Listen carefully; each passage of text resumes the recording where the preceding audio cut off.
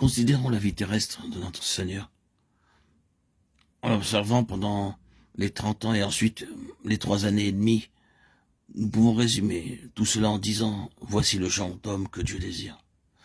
Dans toute épreuve et difficulté, dans toutes les circonstances adverses, il nous est présenté comme la sorte d'homme que Dieu a l'intention d'avoir, une humanité vraie.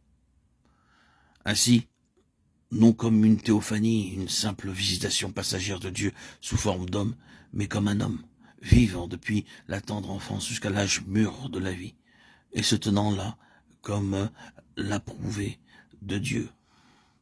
Quelqu'un duquel Dieu pouvait dire « En lui, j'ai trouvé mon plaisir ». Matthieu 3, 17, 17, 5.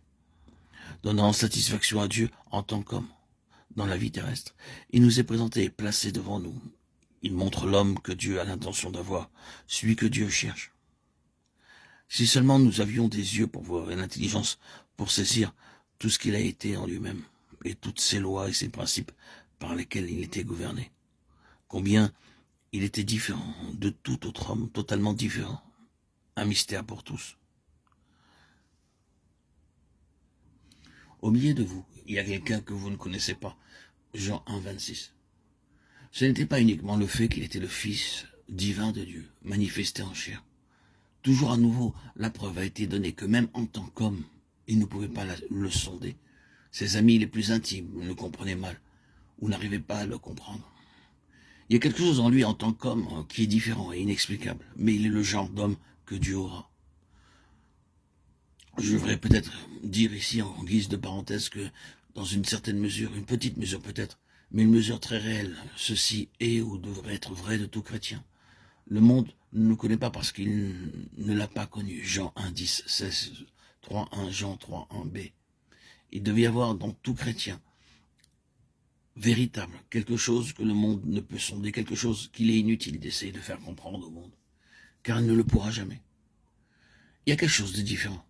Nous n'avons nul besoin d'essayer d'être différents, singuliers et bizarres, car nous le serons à coup sûr, si nous continuons de marcher avec le Seigneur. Nous arrivons ensuite à la croix, et nous distinguons 3 choses dans la croix. D'abord, un homme, une sorte d'homme démasqué. La croix du Seigneur Jésus est une exposition terrible, un dévoilement de l'homme tel qu'il est. Si jamais l'homme a divulgué ce à quoi il ressemble, montré ce qu'il est, ce dont il est capable, il l'a fait à ce moment-là. S'il n'a jamais été rendu manifeste que l'homme est vraiment manipulé et poussé par le diable lui-même, que ce dernier a un point d'appui en lui et qu'il ne faut qu'une occasion pour le révéler, cela se produit alors. Ne pensons pas, oh, c'était des gens vraiment terribles. Nous sommes tellement différents d'eux. Nous ne ferions jamais cela. Attendez jusqu'à ce que nous soyons mis à l'épreuve. Il n'y a rien dont nous sommes capables, si les circonstances sont telles qu'elles permettent de dévoiler les profondeurs du péché qui existent dans nos natures, et qu'elles nous sortent de notre réserve. Oui, l'homme a été exposé dans la croix. L'homme a été classé. Il fut manifesté ce qu'est l'homme, de quoi il fait partie, et qu'il a été mis dans sa propre catégorie. N'est-il pas vrai dans notre propre cas en tant que chrétien qu'en venant à la lumière du Saint-Esprit pour comprendre réellement quelque chose de nos propres cœurs, pour nous connaître dans une certaine mesure, n'est-il pas vrai que nous savons d'où nous sommes? Sans la miséricorde et la grâce de Dieu, nous savons où nous serions à la fin.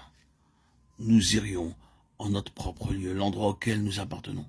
La croix classait l'homme et a montré la place qui était la sienne. La croix a tout placé sous le jugement et la mort, car tous ont péché.